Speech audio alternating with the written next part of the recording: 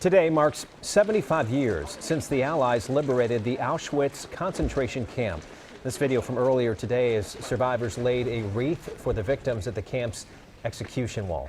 Now, this day, of course, now commemorated as Holocaust Remembrance Day, but each year there are fewer survivors left to tell their stories. Channel 9's Mark Becker sat down with 5 survivors. Now, Charlotte is their home now, but of course they will always remember the Holocaust they left behind. Daisy. Yes. My name is Mark Becker. Hello. Hello. Thank you. We gathered at a retirement community in South Charlotte, half a world and 75 years away from the nightmare they left behind. You know, these memories that come back, it's torture. Torture. I remember being scared. I remember when my parents sent me away to people they had never met. Tossed me over barbed wire. Tossed you over barbed wire? In a sack. In a sack. So that I would have a chance to live. Suli Chenkin was 3 years old when the Nazis raided the ghetto in Lithuania where she was living with her parents and began rounding up all of the Jewish children under 12. I was lucky, a woman who was Jewish herself passing for Christian. Saved my life.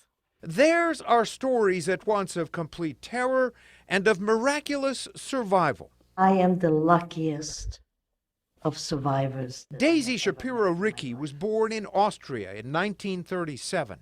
A year later, her family moved to Hungary, which was also under Nazi control.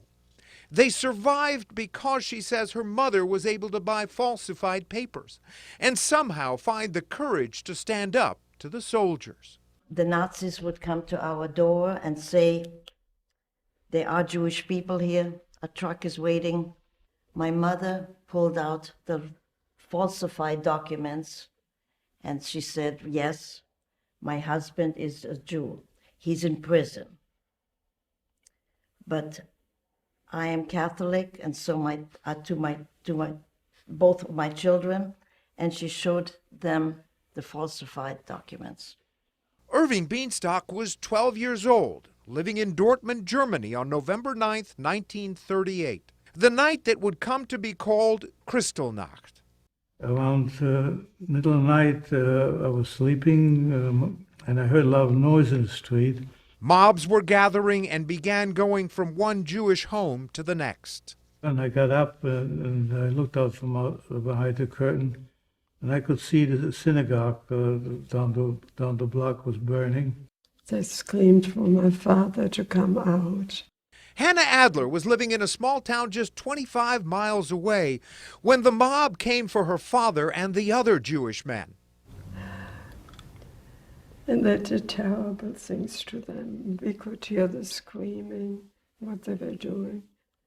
They threw one man from his roof, and then I kept saying, "Throw the women too." Her father was beaten badly, but somehow survived, as did Irving Bienstock's family. All of them were able to leave for Germany soon after. But Felix Pearson was not so lucky. And life in Poland was living anti-Semitism from the day I was born. He was 13, living in a small town in Poland when the Germans invaded. The full horror of war and of hate became clear when the Nazis arrested 2 teenagers for stealing potatoes. There was an announcement: the entire town has to come out to the Jewish cemetery to see these 2 boys hung. And at the age of 13, seeing my friends' brothers hung. In 1944, Pearson was rounded up with the town's other 3,000 Jews and sent to a concentration camp near Dachau, Germany. He was there when the American troops finally arrived a year later. We survived because somebody was very brave and did something that worked. But unfortunately, the whole world stood by and allowed it to happen. And so these survivors will keep telling their stories as long as they can, because their nightmare may be over, but the hatred and indifference that created and fueled the Holocaust are not. It's not going away.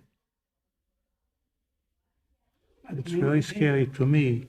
There will come a time when someone will come and say this never happened.